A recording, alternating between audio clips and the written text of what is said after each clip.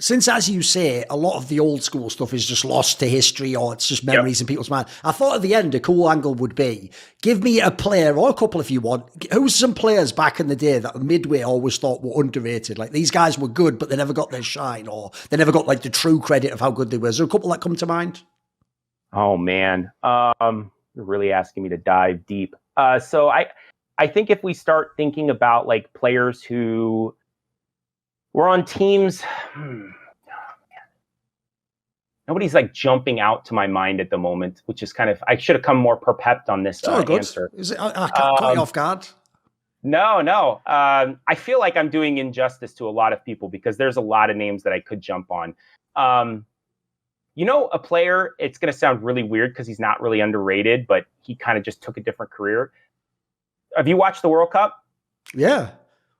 Do you know Stude Holden? Oh, I know this story. He became a professional football player, yeah. He only did a couple of years as pro, yeah. He was really fucking good at Counter-Strike. He was. If people don't know, this guy actually played for the real men's United States team in World Cups, etc. Yeah. Yeah, and he now broadcasts the World Cup. Yeah, he's like the main guy in America, right? He was on Forsaken's team, which was a Counter-Strike team back in the day, and they were really fucking good. And he was surrounded by like 3 guys who we knew cheated. And we all thought maybe he cheated, but then he went to an actual LAN event and was by far their best player. It wasn't even fucking close. Like, he was just lighting up the server, and everybody was like, who the fuck is this guy, right? Because he had just been another guy online around 3 other guys. And then all of a sudden, he shows up to the LAN event, and he's carrying their team, and they're getting absolutely blasted by some European team. I don't even remember now. And he's the only guy who even looked like he belonged in the server with them.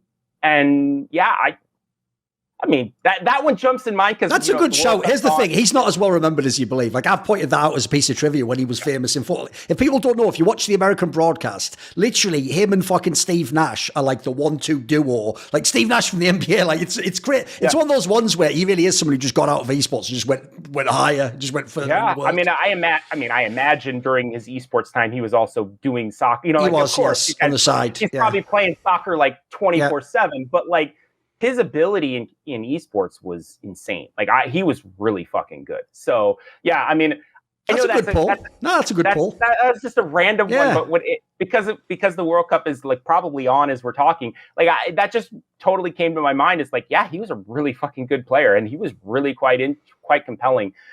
The challenge for me is I knew a lot of these players online, and I think a lot of them were really, really good. But then, like, again, I'm not trying to throw shade, but like, breaking them down and saying LAN versus reality, it's really, really hard. Destruct is another really good name that people don't remember. He was more of a 1v1 player, but his Counter-Strike skill was really fucking good.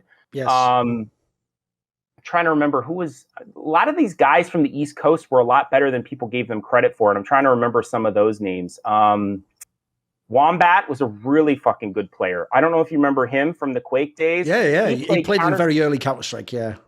No, and he was playing in Counter-Strike for the first 4 or 5 years. Yeah. He was really fucking good. He was on the RDW team with Destructive Volcano, etc. Yeah. We always joke about, some of the other names, some of the big names who tried to play Counter-Strike and didn't, or, from the Quake days, who didn't really play very well, if you get where I'm going with that statement. But Wombat was one that, honestly, he looked like a natural playing Counter-Strike. He played Counter-Strike the way other pro players did. He communicated well. He organized. He structured. I played a lot of Pugs with him back in the day.